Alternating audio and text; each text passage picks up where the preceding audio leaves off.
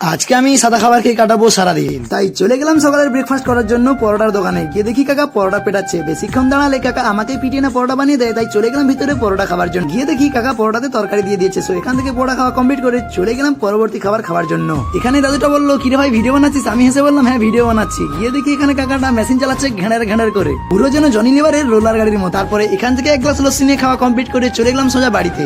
গিয়ে দেখি খিচুড়ি রাখা আছে, সাথে আবার সাদা ডিম, তাই এখান থেকে সাদা ডিমটা নিয়ে খপাক করে খেয়ে নিলাম। এখন হচ্ছে লাঞ্চ টাইম, তাই বসে বললাম এক থালা ভাত নিই, তার উপরে একটু লবণ ছড়িয়ে দিলাম, কারণ আজকে আমার হোয়াইট ফুড চ্যালেঞ্জ চলছে, তাই আর সবজি নিলাম না।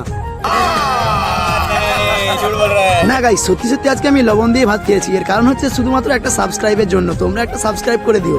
আর হ্যাঁ, তোমরা কি কখনো লবণ দিয়ে ভাত খেয়েছো? কমেন্ট করে জানিয়েছো। গাইস এখন প্রায় বিকেল হয়ে গেছে, আর এদিকে আমার পেটটা কেন যেন খাই খাই করছে, তাই বেরিয়ে পড়লাম সাদা খাবার খোঁজার উদ্দেশ্যে।